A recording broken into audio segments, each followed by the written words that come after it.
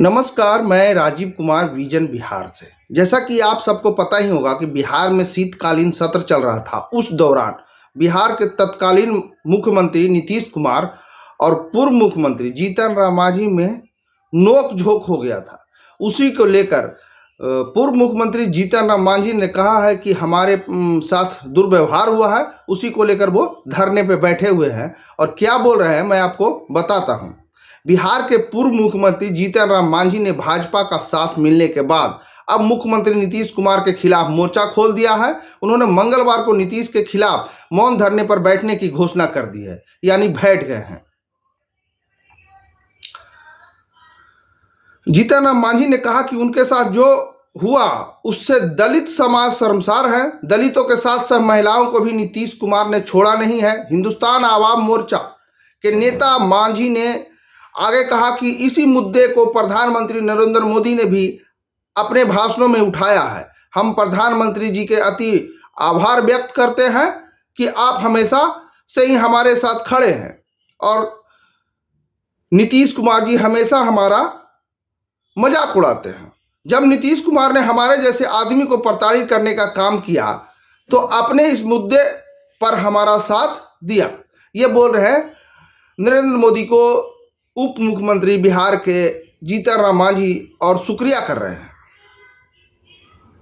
मांझी ने एक्स पर लिखा कि मेरे अपमान के सहारे, एक्स मतलब ट्विटर, पूरे दलित समाज को जलील करने वाले मुख्यमंत्री नीतीश कुमार के खिलाफ 14 नवंबर को सुबह 11:30 बजे पटना उच्च न्यायालय के निकट अंबेडकर स्मारक पर एक मौन प्रदर्शन का आयोजन किया जाएगा, जिसमें सभी संगठन के साथ साथ मैं भी उपलब्ध रहूंगा।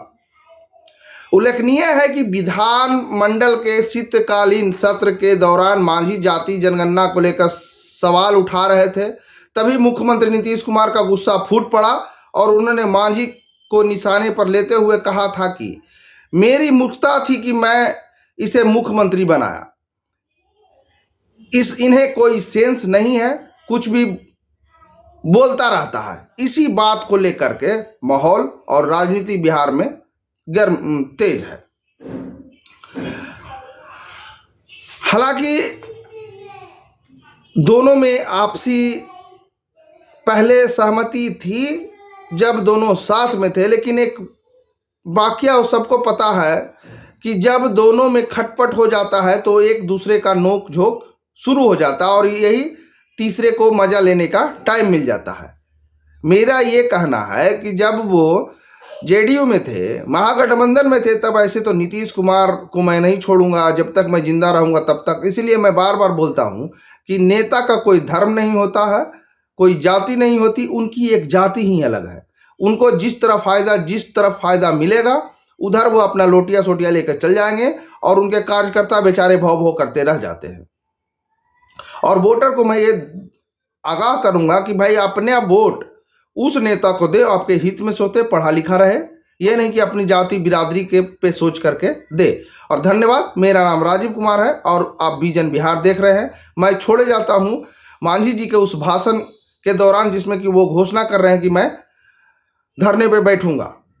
और आपको ये वीडियो कैसा लगा हमें कमेंट बॉक्स में मैसेज जरूर करें। और जो ये वीडियो फेसबुक से देख रहे हैं हमारे फेसबुक पेज को फॉलो कर दें और जो ये वीडियो यूट्यूब से देख रहे हैं हमारे यूट्यूब चैनल को सब्सक्राइब कर दें। धन्यवाद। मांझी को कौन कहता है कि मुख्यमंत्री है? ये बड़ा मुख्यमंत्री हैं और आप लोगों को भी एड्रेस किया कि इनको बड़ी तरजीह आप दे रहे हैं। इनको तरजीह देना बंद कीजिए। ये मुख्यमंत्री नहीं, इसको कोई अक्ल नहीं है। कह सकते हैं कि क्वालिफिकेशन उन्होंने 68-69 में प्राप्त किया और जीतन मांझी 66 में डिग्री ऑनर्स के साथ आया है। हम कहते हैं कि आपको भाजपा ने मुख्यमंत्री बनाया और भाजपा को धोखा दे करके अब आप राजद में आए हैं, राजद ने मुख्यमंत्री बनाया। आप कहाँ मुख्यमंत्री बने हैं? कि ऐसे आदमी जो दिमागिया पल माने एक तरह से दिवालियापन हो गया है उनका दिमाग का, ऐसे लोगों को मुख्यमंत्री के पद पर रहने का कोई हक नहीं। कितना अपशब्द और शर्मनाक बातें कही विधानसभा में वो आप लोग जानते हैं। और फिर दूसरी बात, हमारे ऐसे शेड्यूल कास्ट के नेता जो नीतीश कुमार से उम्र में भी बड़ा है, राजनीतिक जीवन भी उनसे लंबी है और कह सकते हैं कि क्वालिफिकेशन उन्होंने 68-69 में प्राप्त किया और जीतन मांझी 66 में डिग्री ऑनर्स के साथ आया है। कहने का मतलब कि कम से कम विधानसभा में चुने हुए छोटे बड़े कोई भी हो, सभी माननीय सदस्य हुआ करते हैं। उनके प्रति आदर सूचक शब्द निकालना चाहिए, लेकिन नीतीश कुमार ने तुम तलांग की बातें की और कहा कि जीतन मांझी को कौन कहता है कि मुख्यमंत्री है, ये बड़ा मुख्यमंत्री हैं। और आप लोगों को भी एड्रेस किया कि इनको बड़ी तरजीह आप दे रहे हैं, इनको तरजीह देना बंद कीजिए, ये मुख्यमंत्री नहीं, इसको कोई अक्ल नहीं है। तो इस तरह से अपमानित किया गया।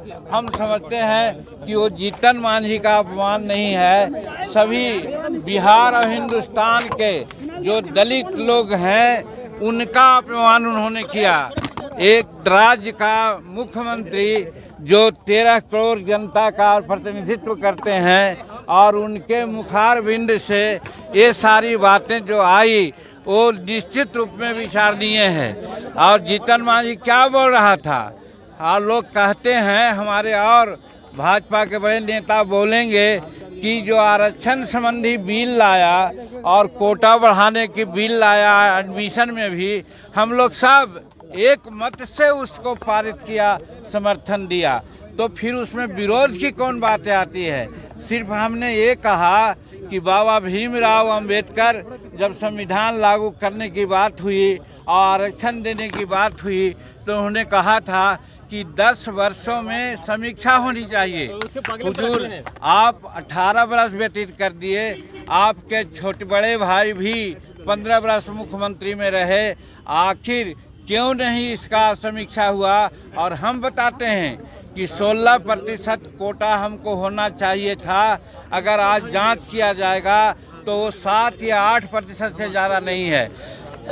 दूसरी बात हमने बोला कि यहाँ के जो पदाधिकारी हमारे शेड्यूल कास्ट के हैं उनके लिए 1971 में ही रोस्टर लागू है और रोस्टर लागू होने के उपरांत 16% प्रमोशन में आरक्षण मिलना चाहिए। लेकिन आज हमारे शेड्यूल कास्ट और शेड्यूल ट्राइब्स के पदाधिकारियों की गिनती अगर की जाए तो 3.7% उनका प्रतिनिधित्व है। एक शताब्दी में पूरा होगा। माननीय मुख्यमंत्री जी हमको ये बताइए और इसकी समीक्षा कीजिए, इसके लिए आयोग बनाइए और कोई कार्यक्रम अपनाइए।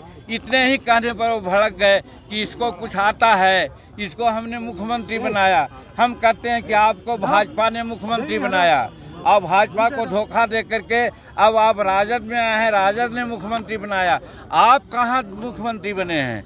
आप भी तो इसी तरह से ढुलमुल नीति कर करके पलटू राम बन करके आज सत्ता में हैं। और जीतन मांझी को आप अपना स्वभाव से नहीं बनाया था, आप समझा था कि जीतन मांझी अनुसूचित जाति में भूया मुसहर का लोग है और भूया मुसहर लोग बहुत सीधा होता है, हम इसको बना देंगे तो जो कहेंगे वो करेगा।